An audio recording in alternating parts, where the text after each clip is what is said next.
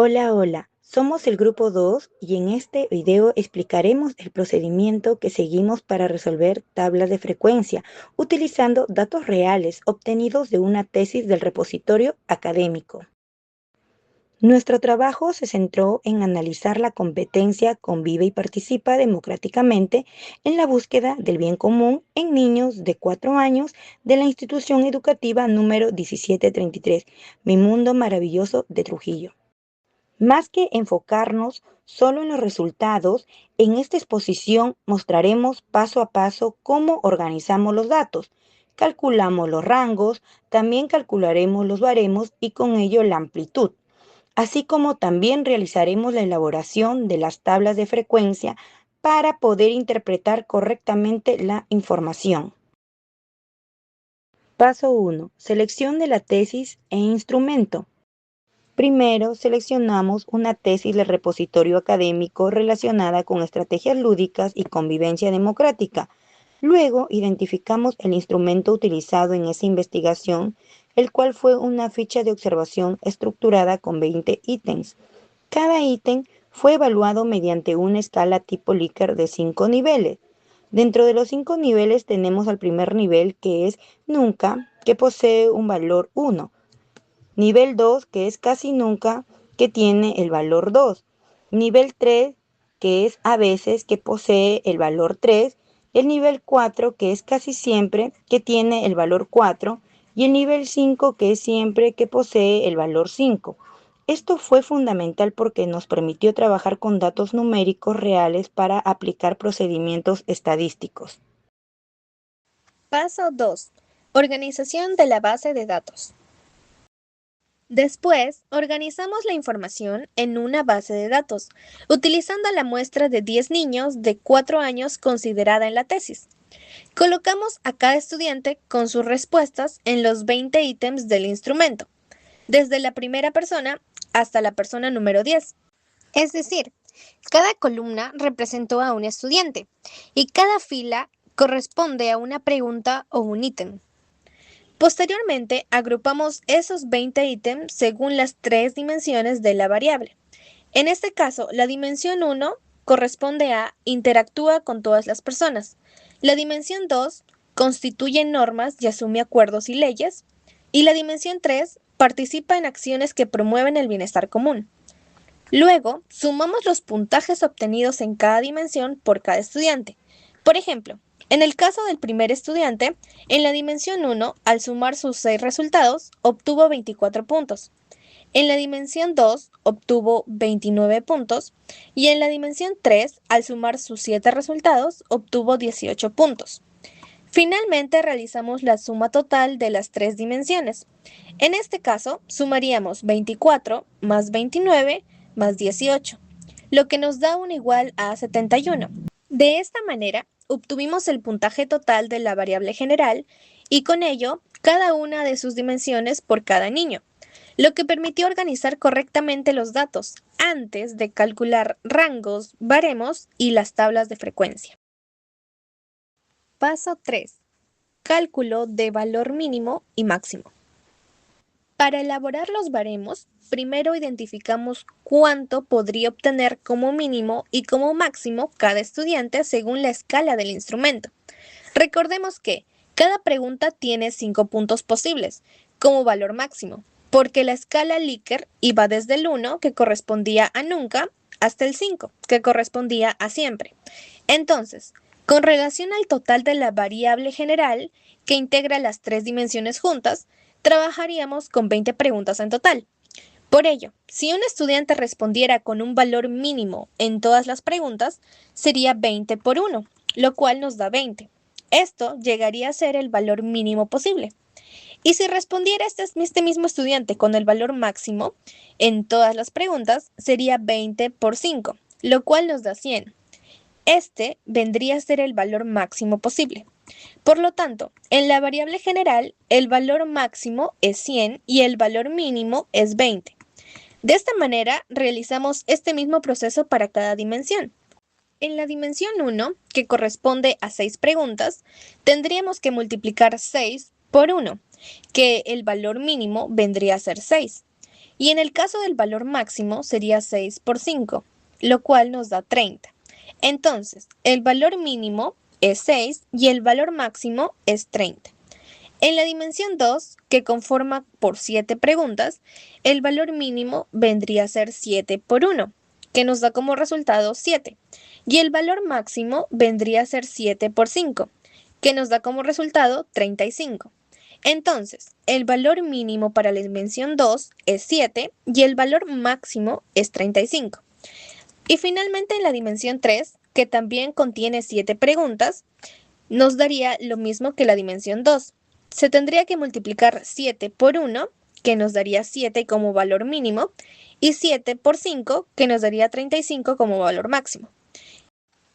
Entonces, hay que tener en cuenta que este procedimiento es de suma importancia, porque nos permite conocer el límite inferior y el límite superior de la variable y de, en este caso, las 3 dimensiones, sirviendo así como una base para calcular posteriormente el rango, la amplitud y la construcción de los baremos. Paso 4. Cálculo del rango y amplitud. Luego de obtener los valores mínimos y máximos, procedemos a calcular el rango y la amplitud. Para ello utilizamos dos fórmulas fundamentales: la fórmula del rango, que es el valor máximo menos el valor mínimo, y la fórmula de la amplitud, que es el rango entre el número de niveles. En este caso, el número de niveles es 3, porque trabajaremos con los niveles de inicio, proceso y logrado. Primero, realizamos el cálculo en la variable general. Sabemos que el valor máximo es 100 y el valor mínimo es 20.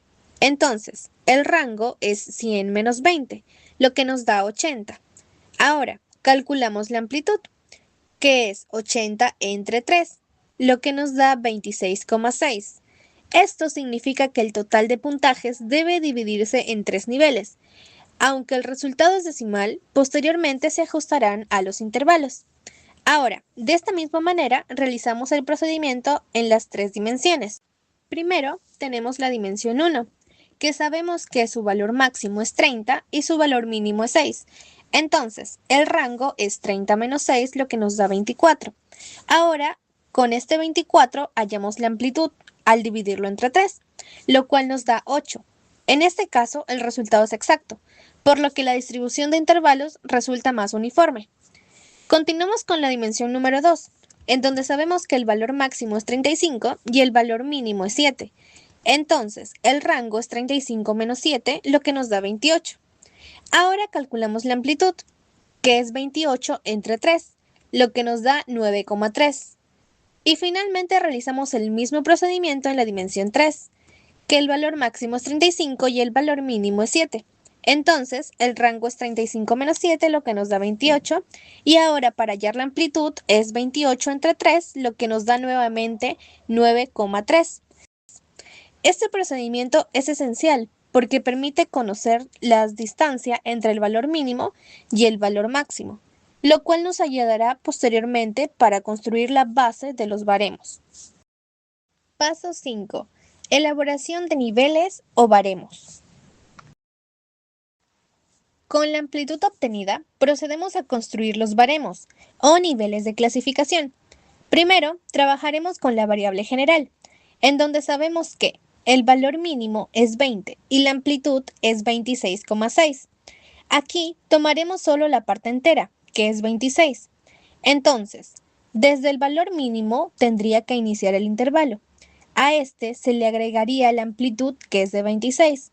Entonces, el primer intervalo de inicio sería de 20 a 46. Luego continuamos con el segundo intervalo, que ya iniciaría desde el 47 hasta el 73, con una amplitud de 26. Y finalmente, el tercer intervalo, que iniciaría desde el 74 hasta el valor máximo, que es 100. Ahora trabajamos con la dimensión 1, en donde sabemos que el valor mínimo es 6 y la amplitud es 8. Aquí, aunque la amplitud es exacta, debemos aplicar la regla del equilibrio, en donde nos dice que los extremos deben ser iguales y el intervalo central puede ser mayor para mantener una distribución organizada.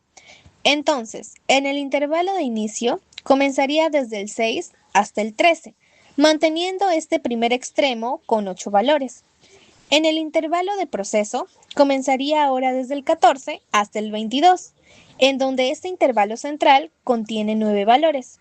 Y finalmente, en el último intervalo de logrado, comenzaría desde el 23 hasta el 30, en donde este extremo final vuelve a tener 8 valores. De esta manera se mantiene la regla: extremo menor, centro mayor y el último extremo también menor. Ahora, continuamos con la dimensión 2, en donde sabemos que su valor mínimo es de 7 y su amplitud es de 9,3. Aquí aplicamos el mismo criterio. Entonces, el inicio sería de 7 hasta el 15, el proceso sería de 16 hasta el 26 y el logrado sería desde 27 hasta 35. Aquí aplicamos que los extremos contienen 8 valores y el centro contiene 10. Finalmente, en la dimensión 3, como presentan los mismos datos que la dimensión 2, aplicamos la misma distribución. El inicio, que es de 7 a 15, el proceso, que es de 16 a 26, y el logrado, que es de 27 a 35. Así, en todas las variables y dimensiones, respetamos la regla de construcción de intervalos, extremos equilibrados y centro más amplio, permitiéndonos así una clasificación más precisa de los resultados. Paso 6. Tablas de frecuencia e interpretación de resultados. Una vez establecidos los baremos, procedemos a contabilizar cuántos estudiantes se ubican en cada nivel según sus puntajes, tanto en la variable general como en cada dimensión. Para ello, utilizamos la frecuencia absoluta, representada por f sub i, que indica la cantidad de estudiantes por nivel, y luego calculamos el porcentaje mediante la siguiente fórmula, la cual es porcentaje igual a f sub i entre el total por 100. Ahora, como nuestra muestra es de 10 estudiantes, realizamos la clasificación de la siguiente manera. Primero, en la variable general, titulada Convive y participo democráticamente en la búsqueda del bien común, obtenemos en inicio 2 estudiantes, equivalente al 20%, en proceso 5 estudiantes, equivalente al 50%, y en logrado 3 estudiantes, equivalente al 30%. Estos resultados muestran que la mayoría de estudiantes se encuentra en nivel proceso, lo que indica que aún están desarrollando esta competencia, aunque ya presentan avances importantes en convivencia democrática.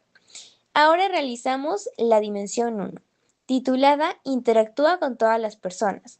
Aquí los resultados son: en inicio, un estudiante, equivalente al 10%, en proceso, 3 estudiantes, equivalente al 30%, y en logrado, 6 estudiantes, equivalente al 60%. Aquí predomina el nivel logrado, lo que evidencia que la mayoría de niños presenta mejores habilidades de interacción, respeto y convivencia con los demás.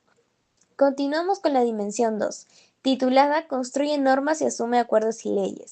Los resultados son: en inicio, 2 estudiantes, equivalente al 20%. En proceso, 6 estudiantes, equivalente al 60%. En logrado, 2 estudiantes, equivalente al 20%. En esta dimensión predomina el nivel proceso, lo que indica que la mayoría de estudiantes aún se encuentra fortaleciendo el cumplimiento de normas, acuerdos y leyes. Finalmente, en la dimensión 3, titulada Participa en acciones que promueven el bienestar común. Aquí obtenemos: en inicio, 2 estudiantes, equivalente al 20%. En proceso, 6 estudiantes, equivalente al 60%. Y en logrado, 2 estudiantes, equivalente al 20%. Al igual que la dimensión anterior, predomina el nivel proceso, mostrando que muchos niños todavía están desarrollando habilidades relacionadas con la participación, trabajo en equipo y bienestar común. Bueno, en conjunto, estas tablas de frecuencia no solo permiten organizar datos estadísticamente, sino también interpretar con mayor claridad en qué aspectos los estudiantes presentan mayores fortalezas y en cuáles aún requieren refuerzo. Muchas gracias por acompañarnos en esta explicación. Esperamos que este procedimiento haya permitido comprender de forma clara cómo se elaboran las tablas de frecuencia y baremos a partir de los datos de investigación.